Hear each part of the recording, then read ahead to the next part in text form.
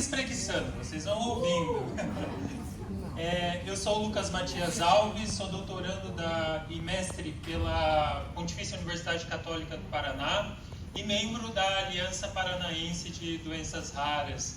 E hoje nós vamos então conversar um pouquinho sobre o desafio das deficiências invisíveis.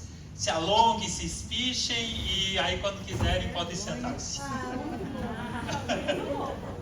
Já estávamos cansados, né?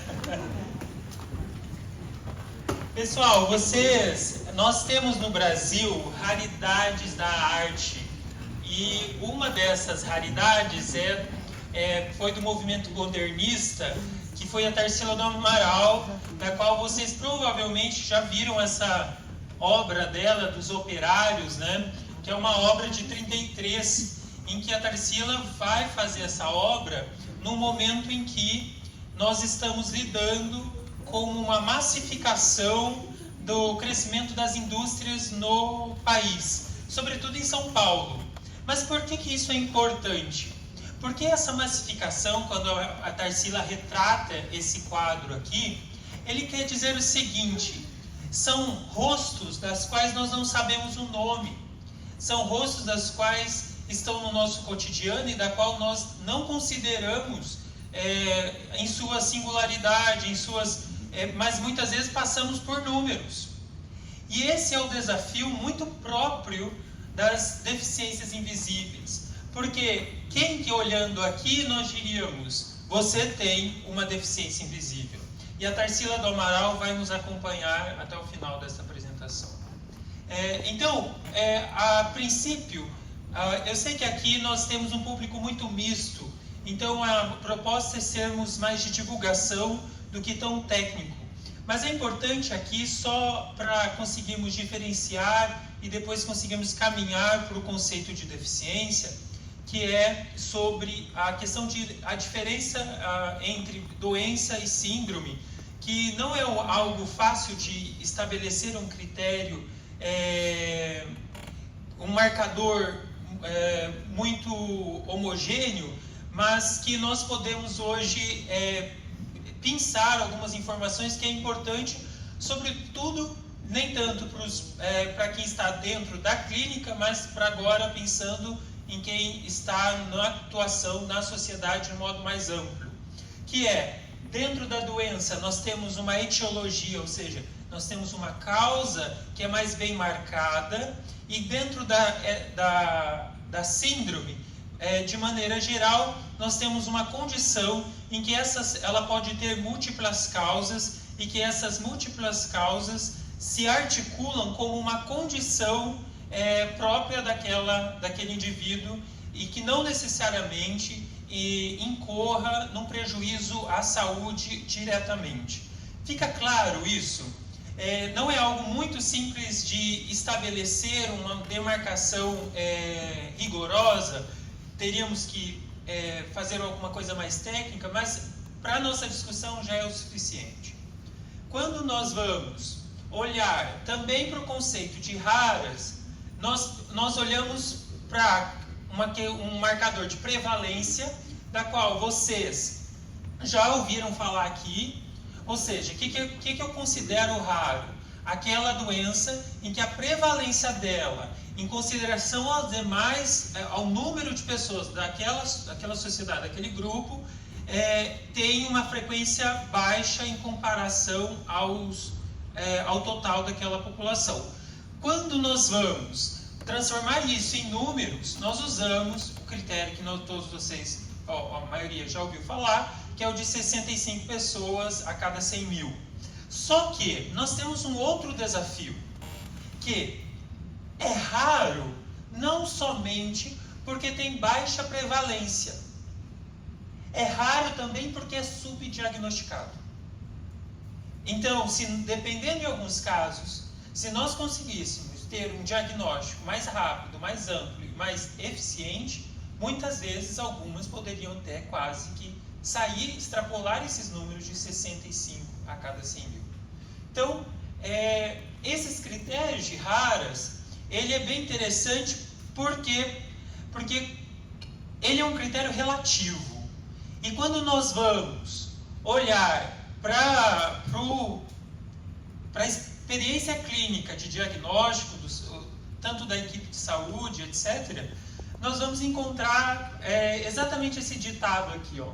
Às vezes, quando você ouve cascos, realmente é uma zebra. Não um boi, uma vaca, um cavalo, ou qualquer animal de 4 patas. E isso é super importante para considerarmos a questão das doenças raras. E agora, com essas doenças raras, recebendo adjetivos, ou seja, tipologias. Então, não é porque é doença rara que ela necessariamente é genética. Não é porque é doença rara que ela é necessariamente sem cura, ou que ela seja remissiva. O Dr. Leonardo comentou sobre genótipo e fenótipo, que é um bom conceito para nós compreendermos isso. Resumindo, genótipo vai ser a marcação de um dado biológico em que você consegue fazer um rastreamento genético. O fenótipo é a manifestação ou não de tais condições ou condições genéticas. Por que isso é importante? Porque aqui nós ampliamos para a nossa compreensão que raras não está restrito a ser, por exemplo, doenças totalmente incapacitantes, etc, etc, etc. Quando vamos para um outro conceito, que é o de deficiência, nós precisamos esclarecer também o que compreendemos por isso. Hoje, em termos de políticas, nós não adotamos mais o rol taxativo. Ou seja, vocês lembram daquelas listas de doenças que era considerada deficiência? Ah, então tal doença é deficiência, tal doença é deficiência. Não, nós agora assumimos um outro modelo, que é o modelo da avaliação biopsicossocial.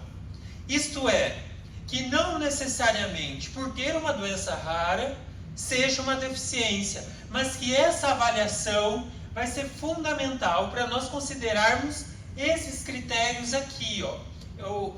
Italiano, inglês, usa desabilitar, por exemplo, disabilities, ou seja, desabilidades, para compreendermos a deficiência, não propriamente como um erro, mas uma desabilidade em relação a algo. Uma atipia, ou seja, sai fora de um padrão de normalidade, que é um padrão de normalidade social, condição que estabelece um modo de vida muito próprio dentro das suas condições biopsicossociais.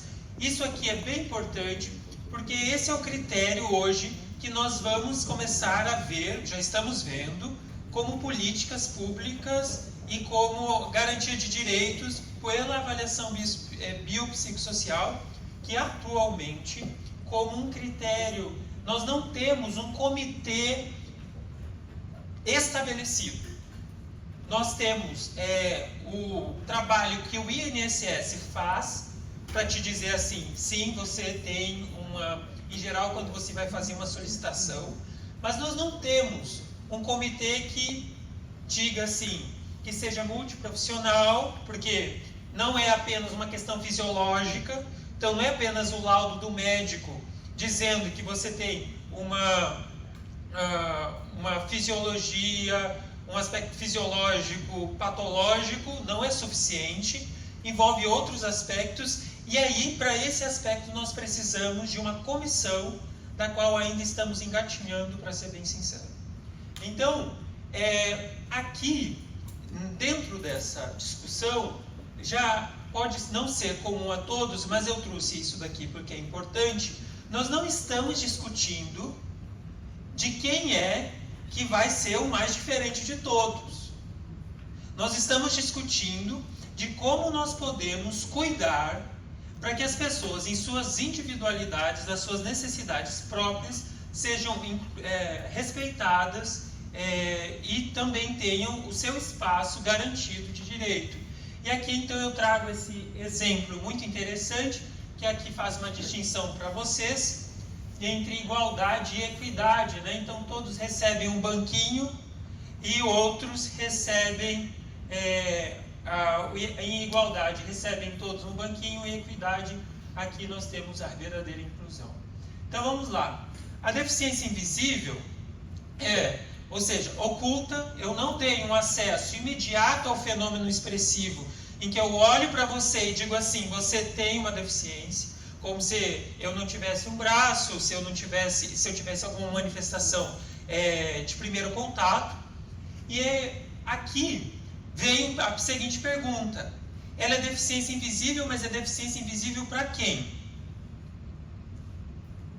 Vamos lá. Quais são os desafios? Nós temos os desafios de estigmas sociais, nós temos os desafios de estigmas sociais somados a ele. Os preconceitos científicos, por exemplo, a considerarmos que dificuldades, deficiências invisíveis são dificuldades apenas psicológicas.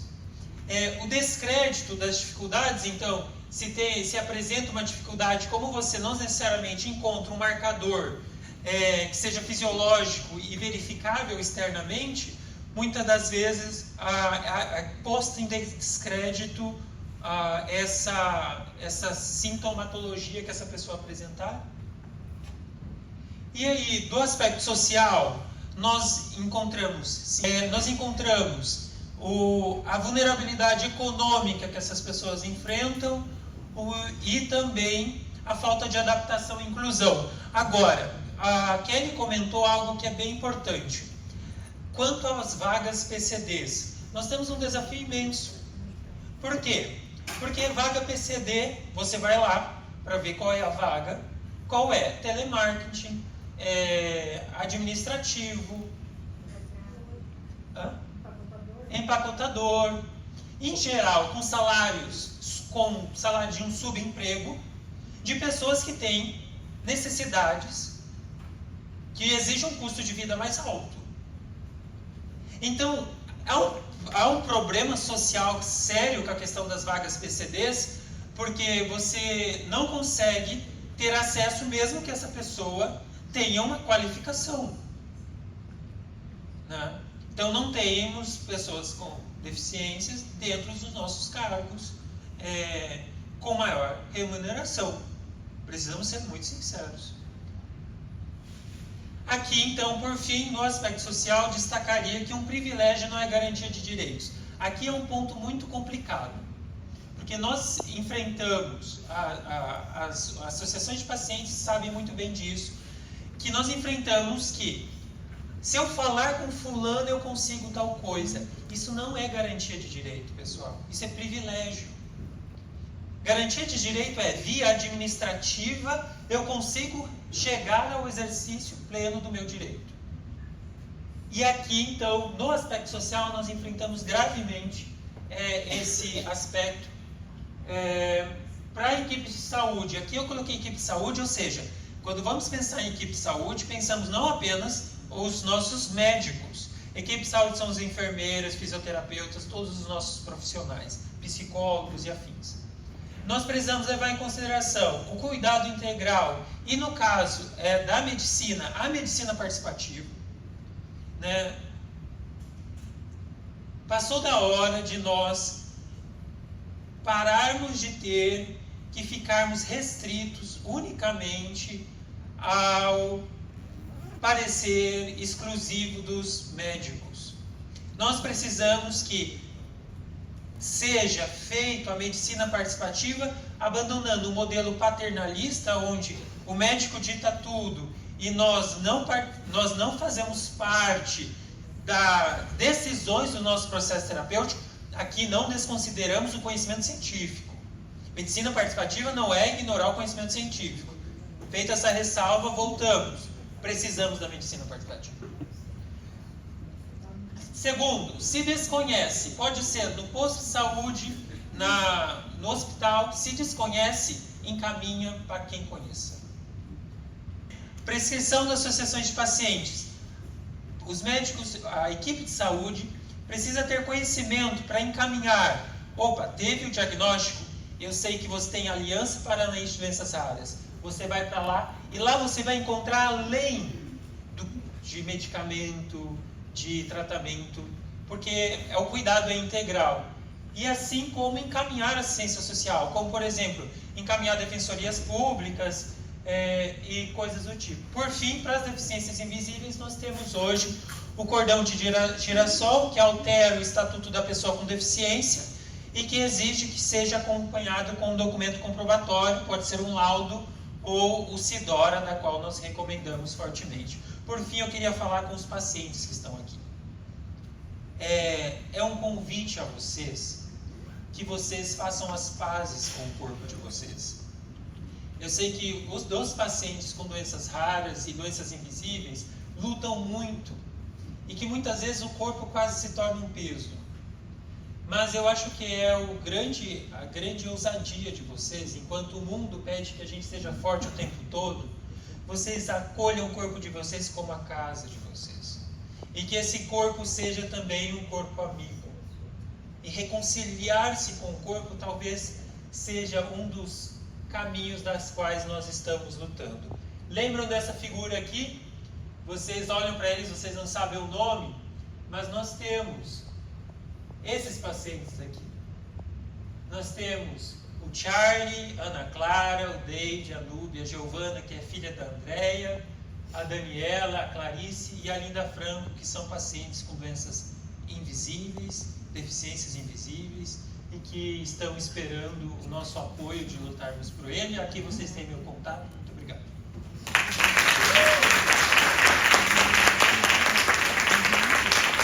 Agradecemos uma lembrancinha e um certificado.